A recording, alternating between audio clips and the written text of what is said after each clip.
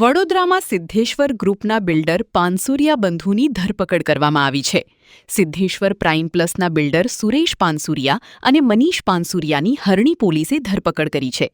મળતી માહિતી મુજબ પાનસુરિયા બંધુઓ દ્વારા બુકિંગની રકમ લીધા બાદ સાઇટ અધૂરી રાખવામાં આવી હોવાના આક્ષેપ સાથે ફરિયાદો નોંધાઈ હતી. ઠેકરનાથ વિસ્તારમાં અનેક રોકાણકારોએ રોકાણ કરી છેતરાયા હોવાની ફરિયાદો સામે આવી હતી.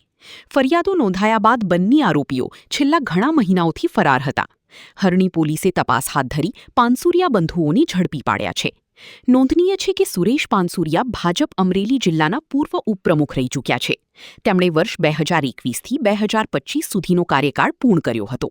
ગઈ ફેબ્રુઆરી 2024માં દર્શિતભાઈ શાહે પોતાની ફરિયાદ આપેલી છે. પોતે 3 કરોડ જેવી રકમ છે સુરેશભાઈ પાનસુરિયા નામના જે વ્યક્તિ છે જે પ્રાઇમ પ્લસ કરીને કન્સ્ટ્રક્શન સાઇટ ચલાવે છે તેમાં રોકાણ માટે આપેલું અને રજિસ્ટર બાનાખાથી 1.5 થી 2% વળતર આપવા માટે જણાવેલું.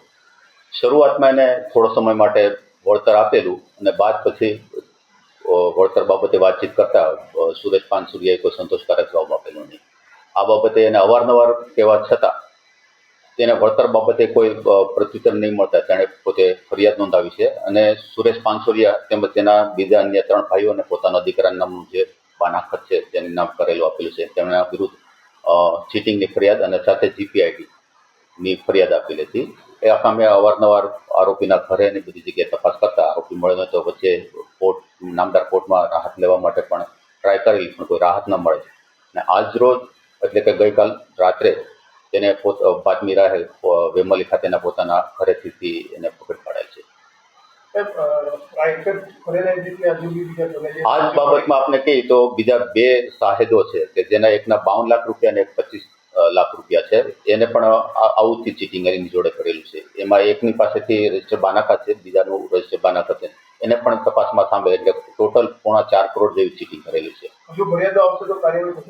હજુ ફરિયાદો આવશે તો 100% કાર્યવાહી થશે. અને સાથે એ પણ જણાવવાનું કે આરોપીએ જે કાંઈ ચીટિંગ કર્યું છે તેની 3 ફરિયાદો 2018, 20 અને 26માં બાબુત પોલીસ સ્ટેશનમાં 3 ચીટિંગની ફરિયાદો દાખલ છે. સાથે સાથે અમરેલીમાં 2021માં લેન્ડ ગ્રેબિંગનો ગુનો પણ દાખલ થયેલું અમને રેકોર્ડ ઉપરથી જાણવા મળે છે. સર, બીજી ઘણી એની સાઇટો છે અને ગરીબ જરૂરિયાતમંદ લોકોની પણ એક સાઇટ છે 11 ટાવરની કિશનવાડી પાસે. એ લોકોને 6 વર્ષથી પોઝેશન પણ નથી આપ્યા, છેતરપિંડી કરી છે.